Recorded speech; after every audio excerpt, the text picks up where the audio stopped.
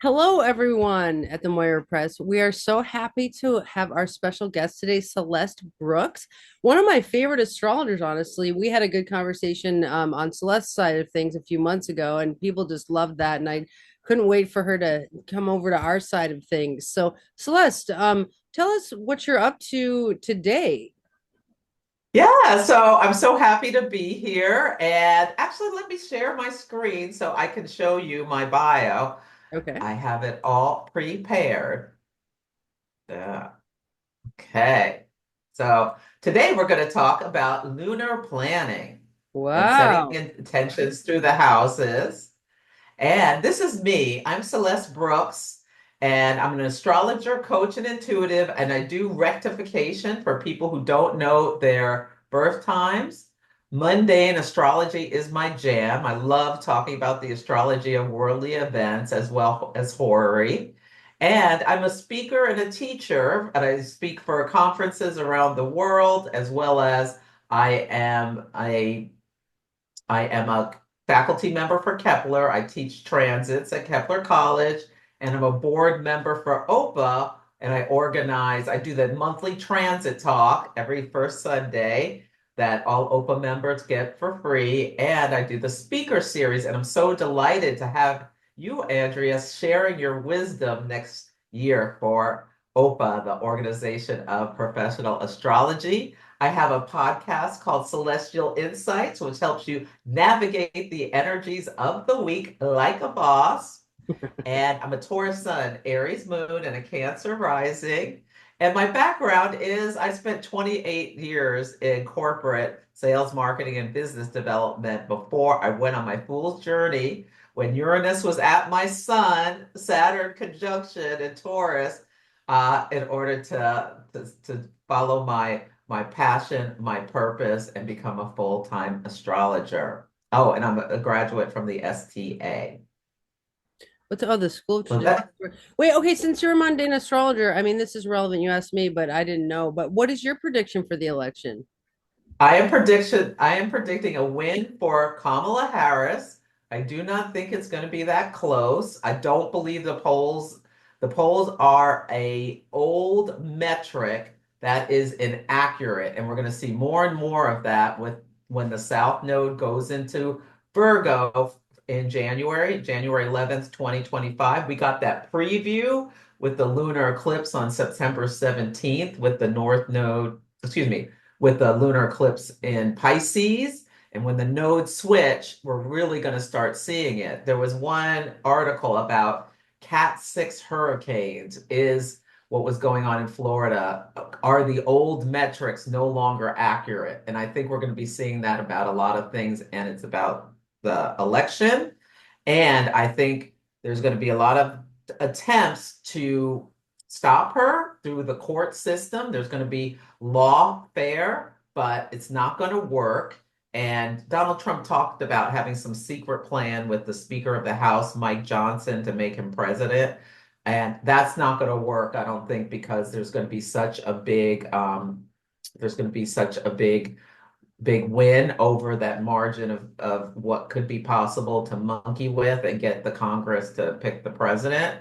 And but there's going to be delays. So we need to hold on to our hat, try to keep our nervous systems steady, and be aware. This is the fight between Pluto and Capricorn and Pluto and Aquarius. That tug of war we've been working on, and Pluto and Capricorn. Like physically, look at them, or like Trump Towers. It's Pluto and Capricorn. These big structures. He's a businessman. He's a real estate developer. This is so Capricornian. And at the 29th degree right now, old, decaying, crumbling down. There's all this talk about how his buildings, there was shoddy workmanship. That's Pluto at the 29th degree of Capricorn. We're at the beginning of Pluto in Aquarius. Fresh, new energy, egalitarian.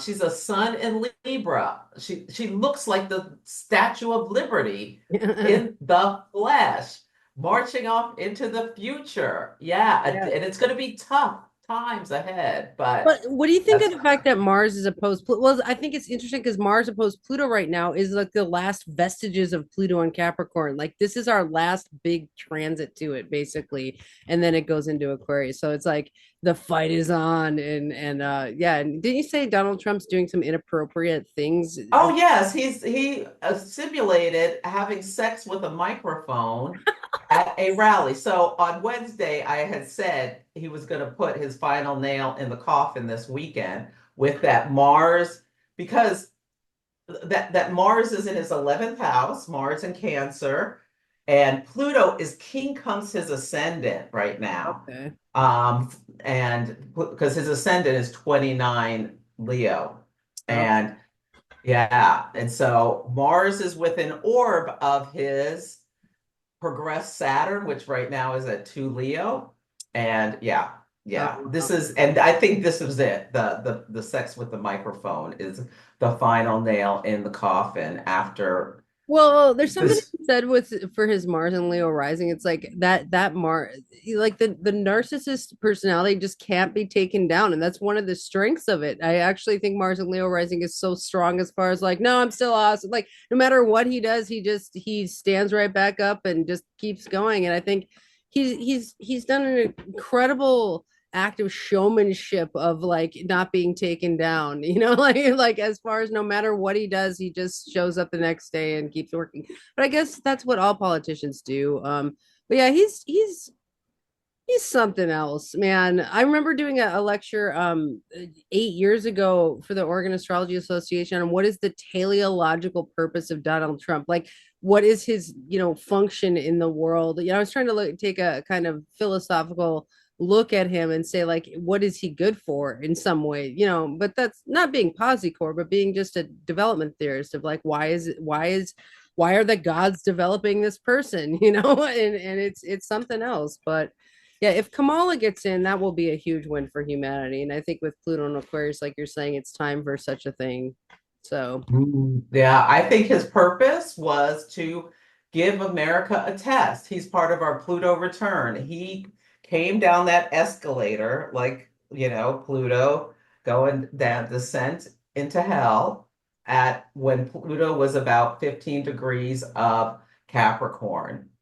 So this is our test, and his midheaven is conjunct Algol, the beheading star. So he's trying to behead our values. Are we going to stay democratic, even though the United States has a lot of problems? I mean, it's not perfect by any stretch of the imagination. Or are we going to go towards autocracy?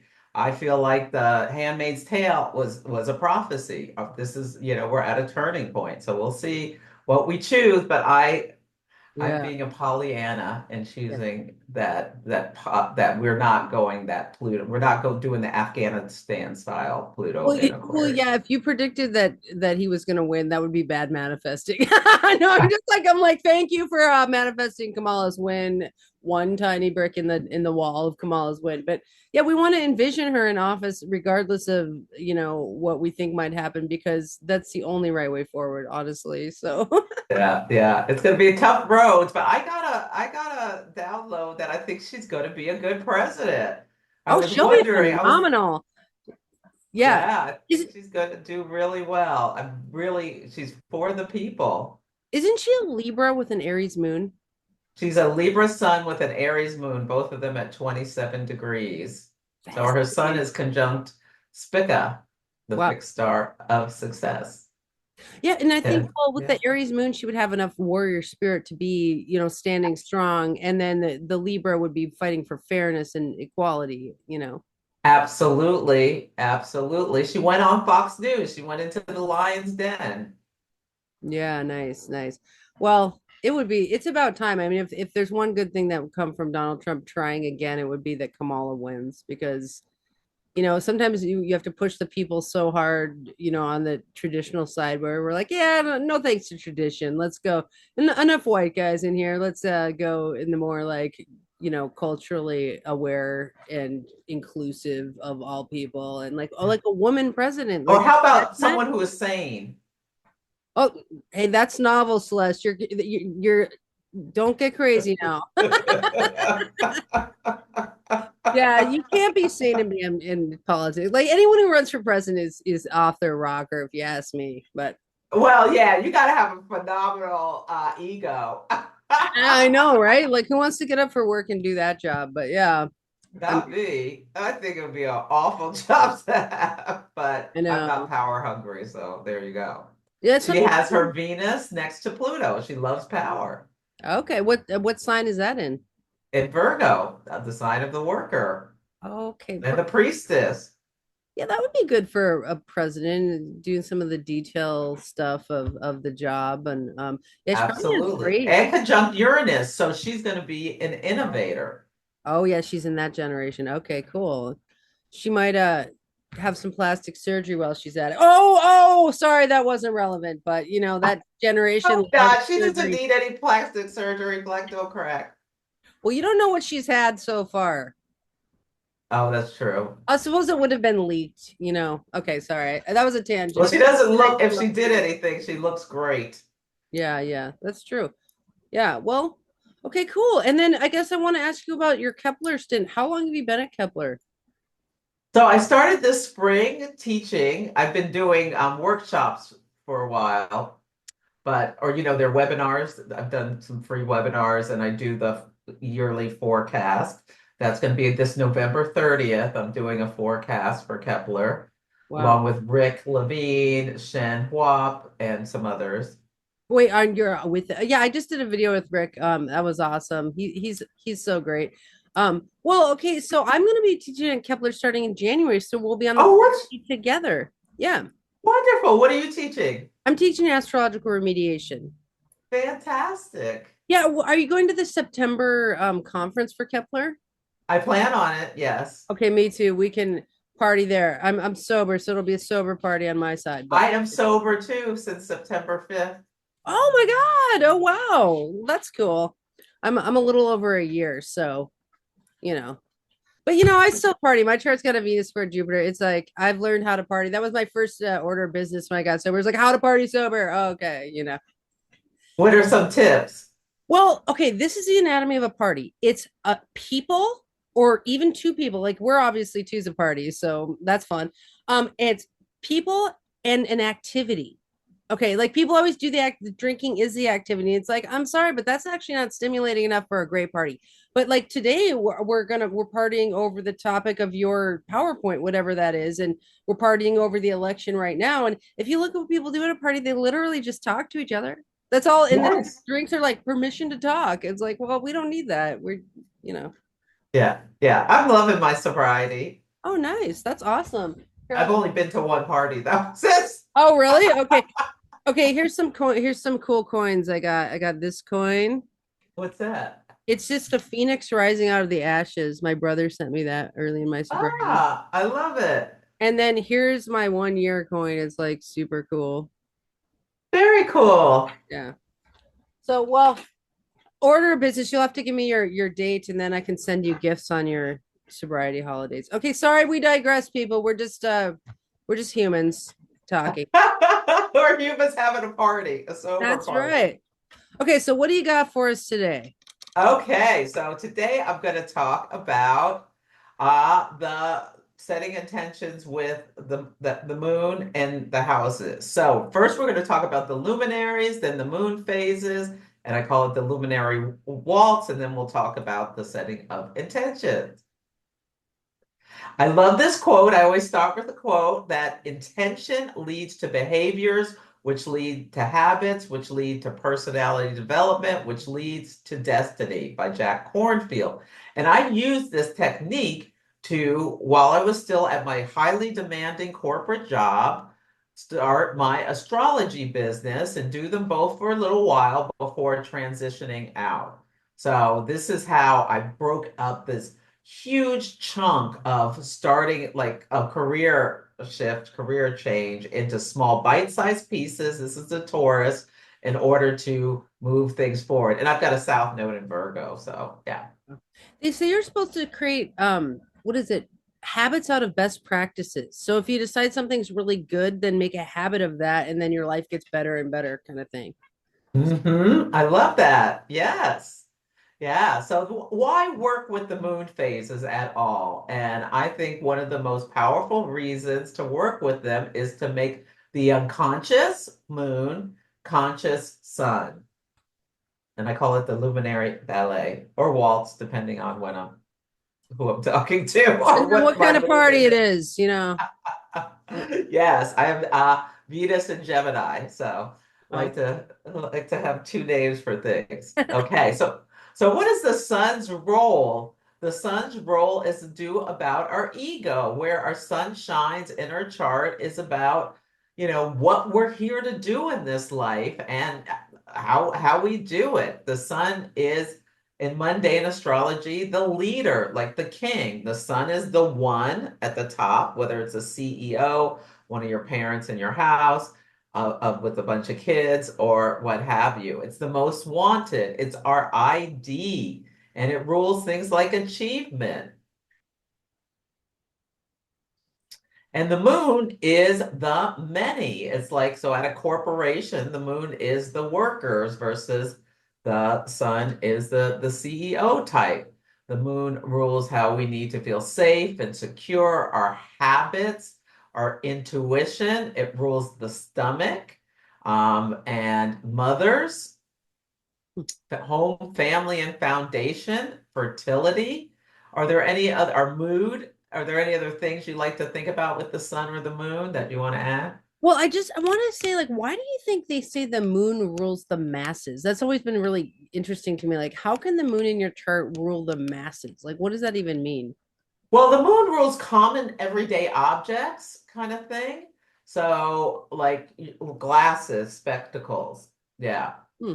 But the sun, like you can think about how the sun is the center of the universe. We all revolve around the sun, all of the planets, and the moon revolves around the earth, which revolves around the sun.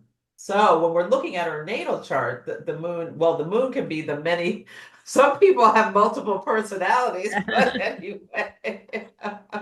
Well, And your people, your family has multiple people. You can think about the moon being your ancestry as well, like all of these people who came before you in order to bring and you are the amalgamation of all their DNA. That just came to me. uh, well, yeah. In Vedic Valence, he always says like that the sun rules where we take on leadership abilities, and I like what you're saying. Like, it's the ego, it's where we're the leader, and it's like maybe the moon's where we become one of the masses, like where we take a yin beta a stance, whereas the sun's where we take an alpha a stance on things. So like it depends on the sign of your sun and moon. Like if your sun's in Scorpio, you might take a stance being a leader in Halloweenism, or like, like your house is the best Halloween house that ever lived, or maybe you work at a haunted house. Like we don't know, but like if your moon's in Scorpio, maybe you like reflect in a kind of scorpionic fashion, whereas you're not necessarily a leader in that. Like I don't know, like I'm saying that because we just had Yes, the new moon in Scorpio.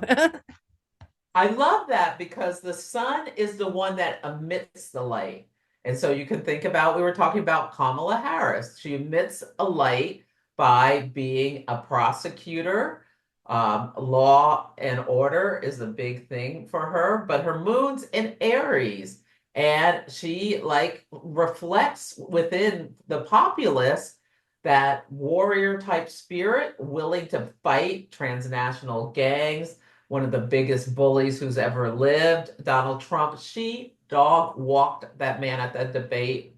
She Yeah. just like, he crumbled. He folded like a tissue. It started shouting when he shouted, and I Savage, predicted, Celeste, so savage. I predicted at minute 35, it was minute 30, he was going to come unglued because she's got Mercury in a Scorpio, like doing some psychological warfare with him.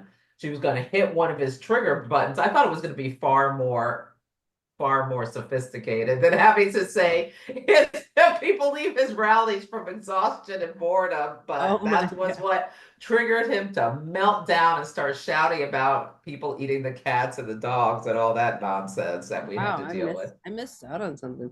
Okay, so yeah, so the moons are reflective inner self kind of, and the suns are outer. And you're right, the moon is actually the reflected light of the sun. Like it actually doesn't emit light, it reflects that sunlight. And the sun, they say, like hits our eyes and goes on our spine and it turns on our soul senses machine. And it's like literally it actually incites us to move chi around basically. And then the moon is that kind of like reflecting that. It's like the reflective nature of that energy. So I see what you're saying. There's like a dance between the energy coming in and like how we're reflecting that internally and stuff like that. Absolutely. Yes. I like your slides, by the way. Oh, thank you. Yes. Yeah. Okay. So the phases of the lunation cycle helps us to connect our outer experience and our inner world because like we're most of us can relate to our sun sign. Some people have stelliums and other signs may feel more like that, or if you're born at night you may feel more like your moon sign. But the sun is our conscious mind. It's like what we're aware of. Like it could be like I want to wear a bikini this summer or something like that. But the moon, if let's say our moon's in Pisces, not to pick on Pisces or anything, but it's like, well, I want the chocolate bar. So it's like this fight between the conscious mind and the subconscious mind. And sometimes, they're opposed or square each other, and there's this tension between the two. Yeah. Yeah, So that, well, and even yeah. So even the angles, it sets up houses. Like I used to draw people like charts and bodies a lot. And so like I like draw the person at the center of the chart because that the earth is at the center. And then you can like point their eye as looking at like the house of their sun and then the house of their moon, like because the sun's the right eye and the moon's the left eye, right? So you could like point the right eye to the house of the sun. But like if it's a square sun and moon, you see that you're looking at square houses, right? Or like if it's a full moon, you're looking at opposite. Oh, do not spill coffee on this computer. But basically, like if it's a full moon, you're looking in opposite houses, right? And so it's like I love that, like that there's that internal tension. But I think part of that internal tension is created by like how we're looking at life through our sun and moon. And like if it's a sextile, it's like you're looking in these kind of like compatible houses. And like I don't know, just that's am I allowed to add things? Do you want me to just listen? I Just love this. I okay. love it. Yeah. Well, that just got me thinking. Okay, so if I'm standing in the middle, I have a sun in Taurus and a moon in Aries. Am I looking cross-eyed?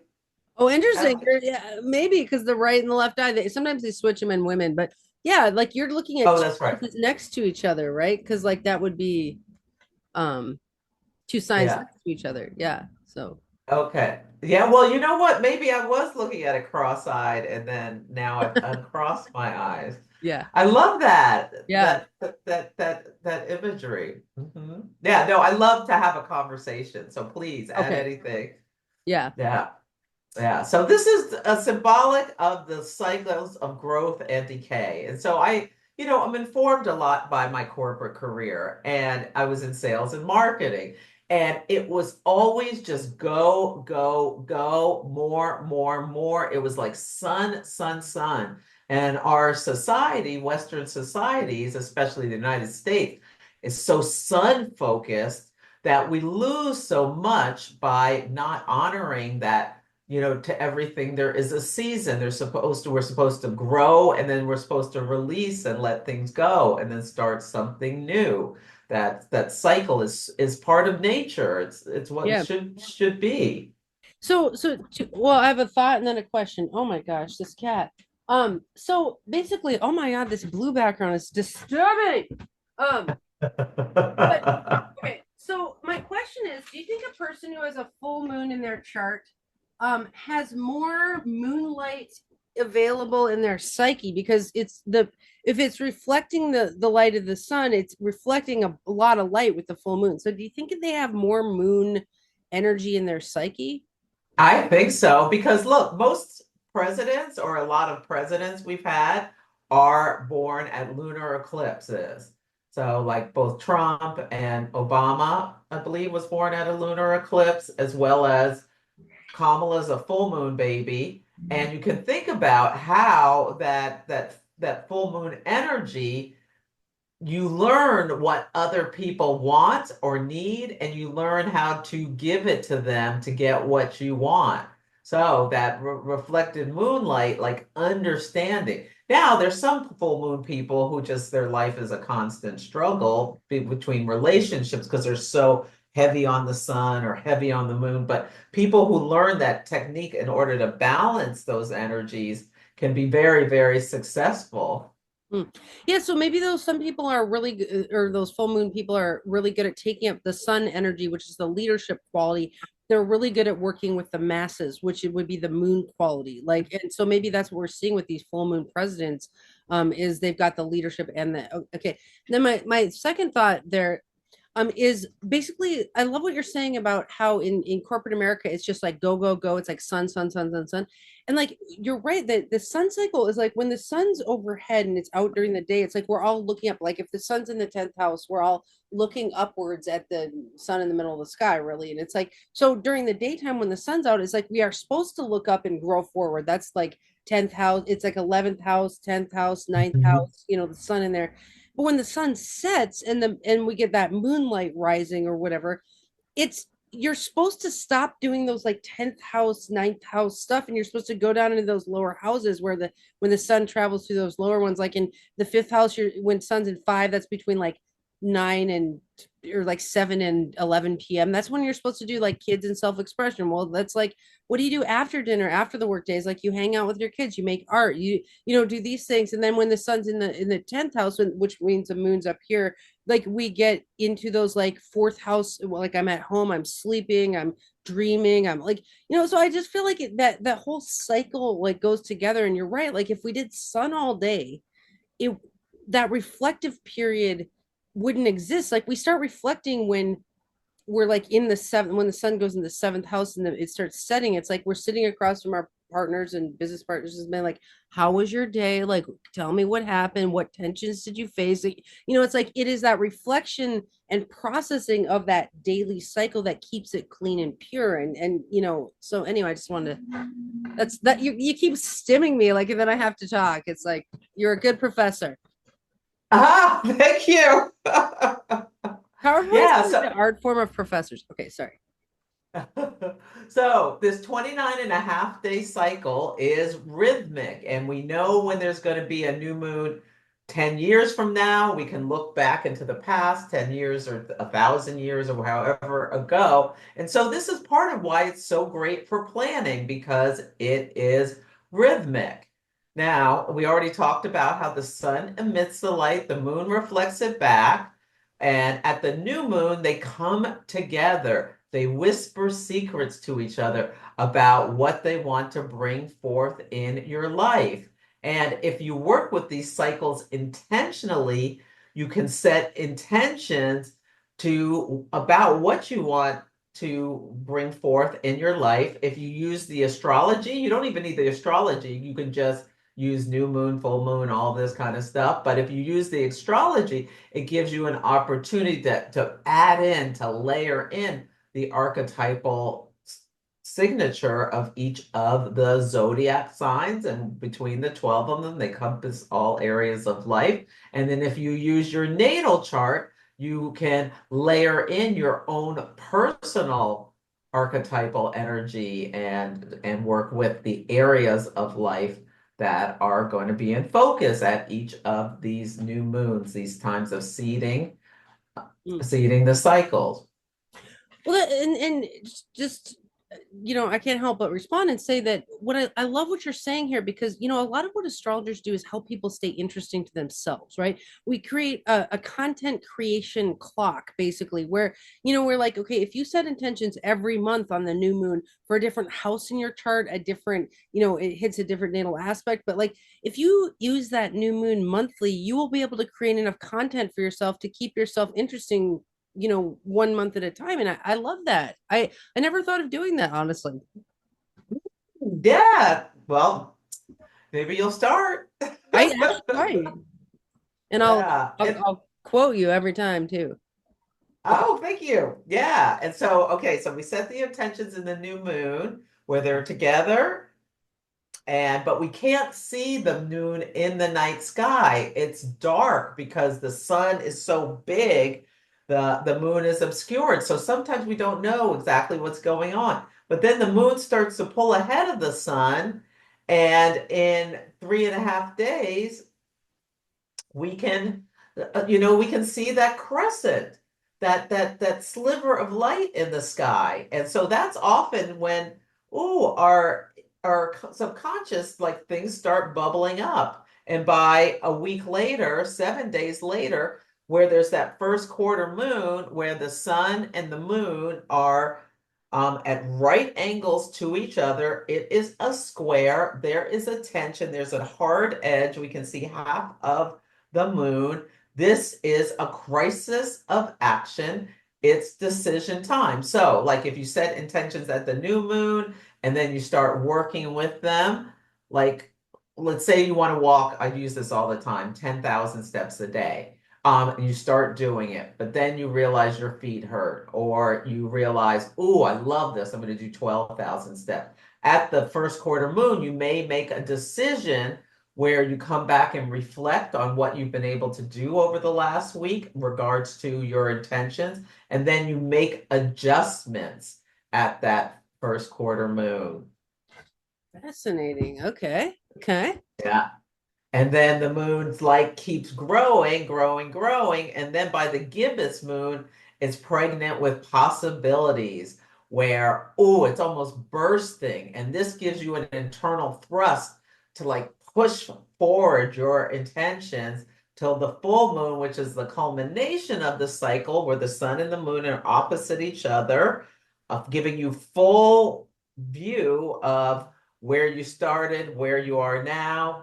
And then as the moon's light starts to wane at the disseminating phase, you start to sharing. Like, if you've been doing the 10,000 steps every day, you're starting to, your clothes are feeling better, you're sleeping better, you're telling people about it. They're telling you, I use this pedometer. Oh, these are the best walking shoes. Kind of those bright phases of the moon, which are these four, um, are like more interactive with other people. Oh, interesting.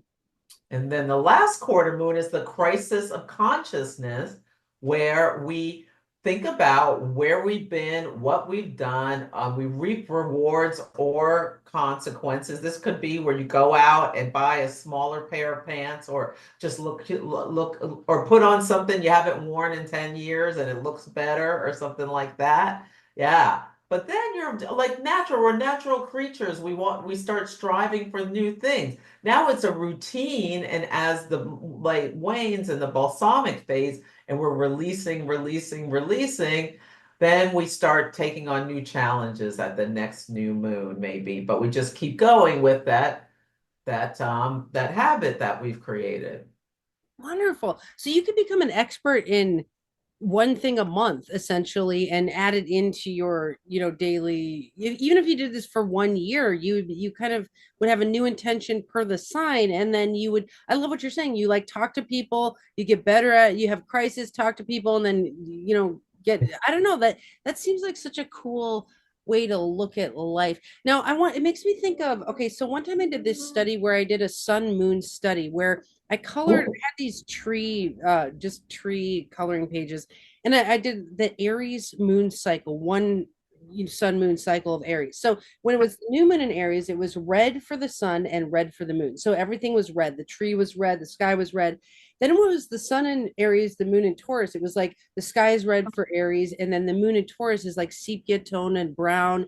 Then we got like sun in Aries, moon in Gemini, and it was like red and blue. And like, anyway, so if you look at 1 month of the sun moon cycle from a color perspective, it Oh, changes so much. And the new moon is the pure color form of the sun moon. So it's like, why to set, if it's an Aries new moon, maybe we set our exercise intention there because it's Aries, right? So it's like a red frequency. So we're like all worked up and we're like, oh, it's time to exercise. Like, and then, but then as it goes through these different colors, it's like we get different moods about that exercise. The sun in Aries would bring red through the whole month, but then all the colors would be expressed. Now, when the sun's in Taurus, it would be a sepia tone all month because the sun's in Taurus, and then we would get the other colors. So I just think studying the sun moon cycle at a really deep level can really change a person's life forever, as far as like why do we set certain intentions at certain new moons, and then like what is the effect there. So just adding what you're saying on there is just making it even more rich, and I love this. I love that. Can I steal that idea? Sure, I'll steal yours, and we can influence each other greatly. I love that. I love the idea of like a coloring book for the lunar cycle. Yes, yes. Very good. Very interesting. Yeah. And like not every new moon is as important in your chart. They're especially important when they activate by hard aspects. So either a conjunction, a square, or an opposition in any of your planets, your nodes, or your angles in your chart. Now you can use 2 to 5 degrees on either side, but definitely if there's a new moon, like say on your sun or within a degree of either side, there's something that's going to be coming to life of that nature of that planet, the house it's in, and the aspects it makes in your chart. And as you start working with these and paying attention, you'll start to see it come to life. As well as, if you feel like this internal pull to make a decision about something or something keeps coming to your conscious mind, it might be a first quarter moon or a last quarter moon where there's something that needs to be expressed. And you can look at, where's the sun? Where's the moon? What is it doing to my chart? Why do I keep thinking about this thing? And I think you'll find that it's because your chart is being activated by a moon cycle. Interesting. Yeah, that's okay. Point taken is like if the new moon's on one of your natal aspects, look at that natal aspect and say like what is being kind of hyper expressed here this month, and what is, or challenge if it's a square, because that every square to it by the moon will hit this square. And okay, cool. Yeah, and so each of these cycles is approximately 3.5 days, all the 8 of them. But for our life, I find working with well, they're all hard aspects, but the major aspects is what works best for me. So every 7 days, a week is so natural for us. The word month comes from month. The word month comes from the moon. And so once a week, we have one of these hard aspects. So you set intentions at the new moon and at the first quarter, the full, in the last quarter, you check in with yourself about where you are on them. So you plant the seeds at the new moon. It has themes of beginning, stimulation, renewal.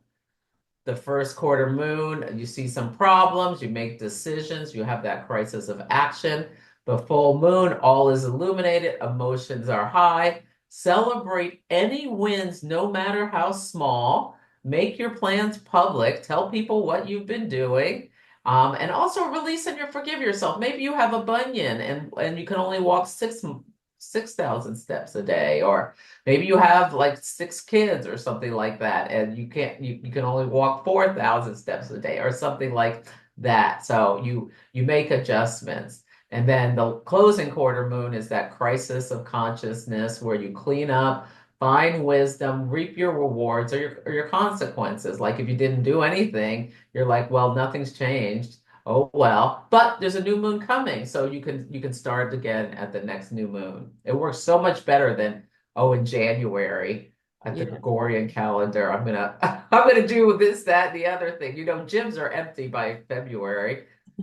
Well, you know what I love that you're doing here is like everything I've read in ancient Greek is like that astrology is ancient manifestation theory. Actually, you're supposed to, they called apotelesmatics, which is the everything about the manifestation of yourself full on. So like basically we're supposed to use the chart in order to make like a mega manifestation, which is what I'll be talking about at OPA in May.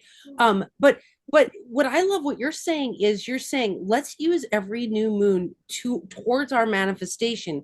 And one of the things about manifestation, you're supposed to hold a vision, and then you're supposed to become non-attached to the numbers or non-attached to the outcomes. So like when you're saying, oh, I tried to walk 10,000 steps and then I have 6 kids and that wasn't quite working, you that's part of the non-attachment version of the cycle, where you try for your vision. In Greek, they knew that what we vision is always perfect, and what actually happens on earth is never perfect. And so what you're allowing for that, marriage between the vision of what you said at the new moon, with adjusting it with real life and saying, what's really happening down here. And I love that that's part of your cycle. So you're really a manifestation astrologer.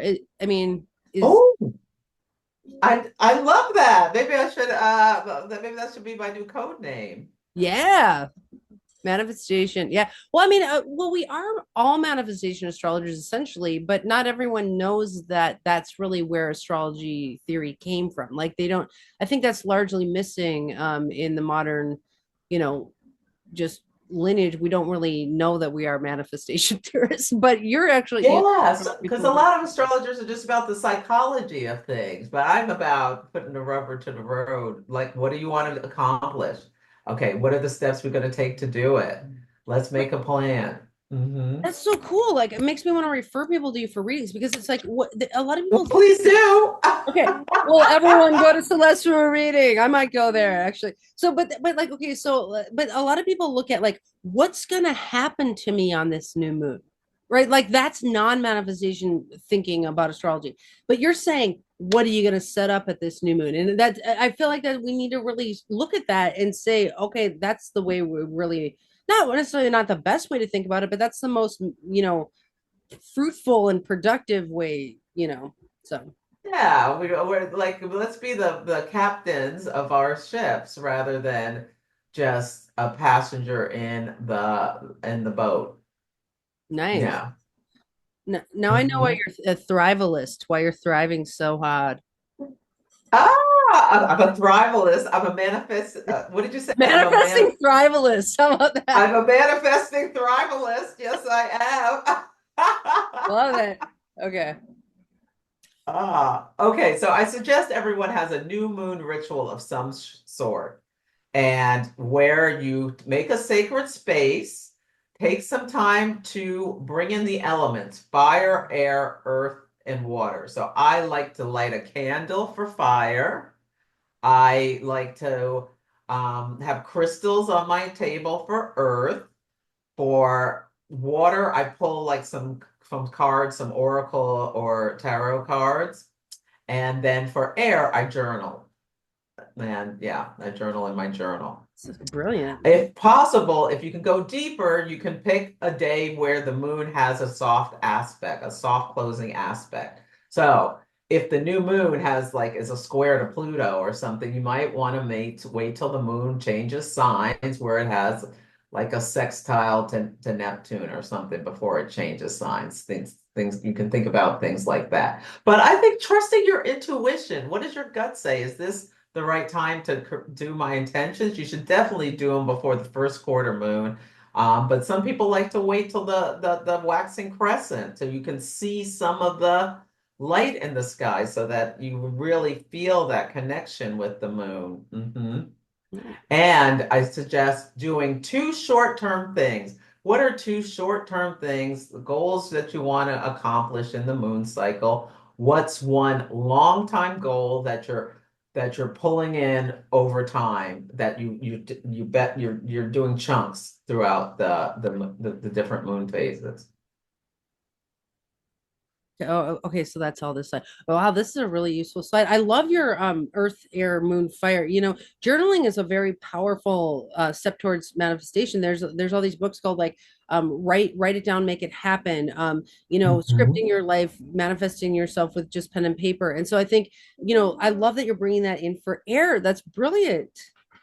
Oh, thank you. Yes. And yeah, also like telling people what you're going to do is a thing. Because once you put it out there, like when I quit drinking, I told a couple people just I have it out there. I've told you I'm not doing it anymore, and that's the end of it.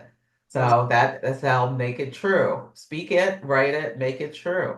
Beautiful. Yeah, they say what you talk about is what you manifest. That's one of the things, So, like, if someone's single, people always trying to be like, I'm fine, single, I'm on island, I'm strong, single. And it's like, stop manifesting that 'cause you'll be single forever. Like you want to be like, I do really well in a partnership, like, even though we're not necessarily trained to think that way, I think, yeah, what you talk Yeah, about, you like, talk as though it's already here. totally. Like I just want to send you all kinds of like sobriety things because you told me that and I'm like, all right, I'm gonna help you manifest that. So Yeah. Oh, I'm doing just fine. I know but But I I want send my all coin. I'll oh take a coin if you want. well, I have a special gifts I send to people. It's a long story, but I'm a crafter, so Oh, okay. I'll give you. Let me make a you note. can, I'll yeah, send it. email me your date and your birth date, and then I can send you things to your chart too, Oh, please do. and your Okay. address, and then I'll yeah. Oh, I love this. Today I'm getting all kinds of gifts. I'm like, Mm. I got like I've got some money coming to me that I already paid, tax money coming back. This Jupiter is giving it to me. Jupiter in my second house in if you look at my solar chart. Okay. So happy for you today. Okay, let's keep going. Yeah, me too. Okay, so let's talk about the different houses. So you can think about this if there's the moon in the sign, and I'm correlating it with the house, even though it's not exact. But you, for this purpose, you can use it. And I like to think about the first house is the lens by which we color ourselves and how other people see us. So whenever you have a new moon in your first house, or an Aries new moon, this is a time to think about, and you mentioned it like an exercise plan, yourself, your physical body, your vitality, also your appearance, image you project to the world, and you can set intentions around health, like improving confidence. And I'd like to improve confidence by trying things, testing things, challenging yourself, and seeing how you do. Yeah, asserting yourself in the world. No is a complete sentence. If you have boundary issues, maybe you set an intention. I'm going to say no at least once a week to something somebody asked me to do. I know I damn well don't want to do, don't have time to do, and should not be doing. Wonderful. Yeah. Now, if you have your own business, it's going to be a time annually where you create or update your business identity and branding. You can refresh your website, give it a new look. Okay. And let's say, like, you could just do like some touch-ups things. Yeah. So I think what So you're saying is that like we're gonna look at the sign of the new moon, but then for everyone who's listening, it's like wherever the house of that new moon, you add that layer plus the aspect it's hitting, if anything, right? And that yes. altogether is kind of like your manifestation. Okay.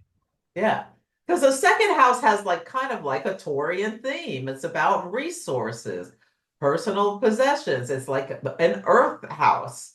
So you can think about what do you want to do to build your savings when you have a new moon in your second house, or increase your income, or improve your self-esteem, invest in your talents. Thinking about you may come up like when the sun is moving through your second house, something may come up that forces you to consider what you value, your personal values kind of thing. And it has like an embodiment energy. So nurturing the temple is a great thing to do when this is happening. Yeah. So for business, maybe you want to add a new offer to diversify what you provide people. Maybe you want to update your mission statement. Have your values changed since you started the business? Is the mission a little different? So interesting. We only have 4 minutes, so we're not gonna be able to get through all 12 signs, but I just want to Oh, but I just this is a good beginning, and I think people can extrapolate it to the 12 signs, and we can definitely credit you with like all of this stuff. Now, but what you're doing is you're saying for each sign, you can set resource intentions, personal intentions, and business intentions for every sign no, every new moon, or every new moon. you Or could yeah, you're set right. a personal intention, but if you have your own business, you might want to set a business intention. That's fascinating. So you could now did you is the second house resources because it's the second house? Oh, I see. So you're The saying second house is a house of personal possessions. So okay, it's so not resources for every house. right, okay. So if you had the new moon in your second house, you would say I'm going to set resource intentions for this month. And then some of those are going to be personal, like I'm going to have a personal budget. And then for my business, I'm going to set intentions to make this X amount of money. Okay, I see what you're saying. So, yeah, I'm interested to see the third house for personal and business. Yeah, so the third house, building community, committing to a journaling practice. Do you need to do car maintenance or do something with your siblings? What do you need to do if your mind's anxious? Now, for a business, networking, revamping your newsletter, updating social media. You can think about it, the house of communication, the house of the mind. Wow, this is one of my takeaways from today is that on any transit, we can use that energy for personal stuff and business stuff. I mean, I've noticed that transits come out in many, many facets of life, but I never thought about like actually sussing it out in that way. So that's a takeaway. Now, let's stop here to say, instead of maybe going through all the houses, saying if people want to learn all 12 houses from you, is this a class you teach at Kepler? I have a setting intentions guide that gives you this information. I sent you the link. If you can put it in the notes for the video, Okay. then people can go in and get more of the flavor. I teach something called Moon Mastery. You can go to my website, astrologybyceleste.com, and get on the waiting list where you learn all about the moon and how and like deepen your connection with yourself as well as doing your manifesting and thriving activities by getting in sync. But there's a couple of things I want to say before we Okay. go. Uh, okay. Ooh, do I have time to talk about?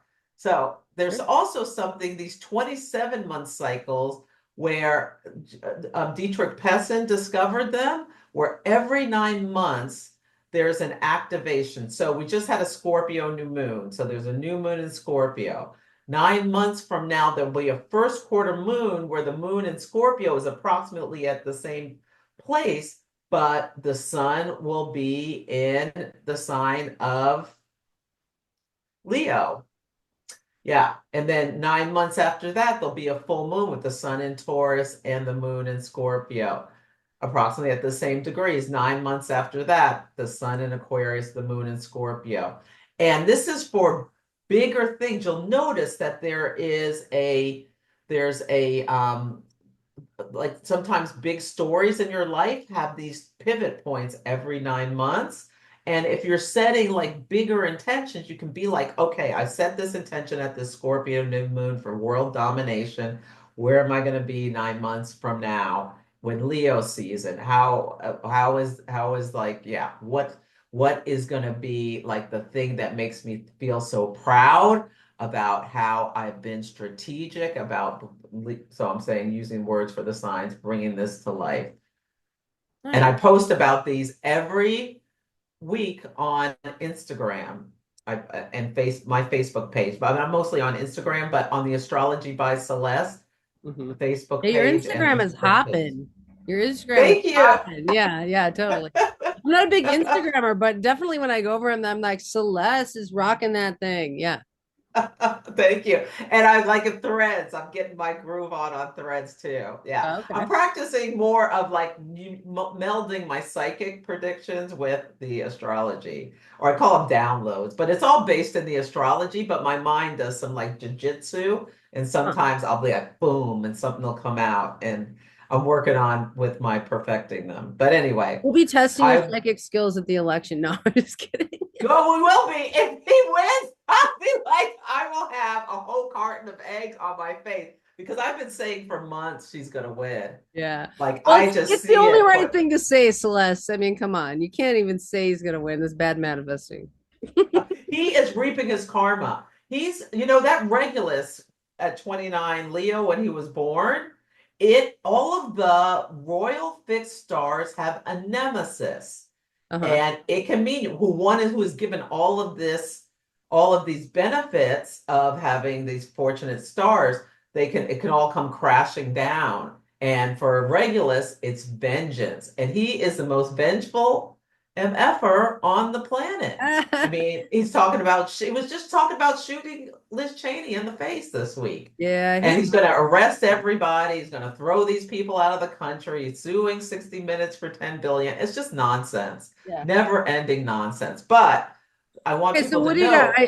I actually have to go because I have to get to the Rose City Constellation Circle. So it's Oh, I okay. didn't So so tell me go what to this my is. website on the shop page to see this astrology digital calendar, which will put all the moon things on your calendar, on your phone or your digital device. It gives you all of those 27-month cycles. It tells you the Sabian symbols for each activation. And I have a discount code. Yeah. Yeah, and I just want to say my predictions thing I do with my Astro Besties is November 11th. You can see that on the home page of my website. Sagittarius, I do monthly moon circles, and I'm doing a mentorship program for OPA next year. So if you want to join, it's limited number of people. It starts in February. Sign up today. So that's it. All right, so let's just to recap, everyone can find you at Astrology by Celeste on Instagram. And then what's your website? Is it astrologybyceleste.com? Yes, it is. And my podcast is Celestial Insights. It's available on Spotify, Apple, all the things. Okay. But you can go to my website and get on the front page, it shows you how to get to, it'll take you to the homepage of my podcast. Okay, great. So in all that info you sent me, I'll put in the YouTube video in the body so they can find you there too. Yeah. Oh, yeah. Give them the free guide. It puts you on my newsletter, but it's a free guide about setting intentions. I think I sent it in a separate email, Yeah, so I got make you. sure you see. I thought, oh, I better send this because we're talking about setting intentions. Yeah. All right. Well, Yeah, if and I do Instagram lives where I'm interactive with people Wednesdays at 9. Sometimes I change the time, and then I do my cosmic conversations Fridays at 1 on Instagram Live, which you were one of my cosmic conversation guests. yeah, well, I'm you and I must have a good composite chart because I just adore you. I think I love working with you. You always teach me stuff which after 25 years of studying astrology, that's rare. So I just really appreciate you. I think you're a wonderful professor.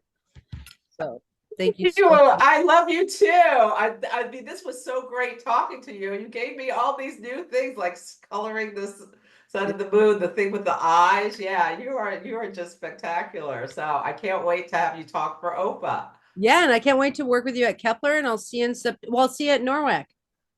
I'll see you in May at Norwalk. Everyone, get your ticket and your hotel room as soon as possible. Norwalk, if you go to norwalk.net, always sells out. It's always Memorial Day in Seattle, Washington. Yeah, all right. Well, we're gonna party Come there. learn secondary progressions with me. All right. Bye, Celeste. Bye. Have fun at your meeting.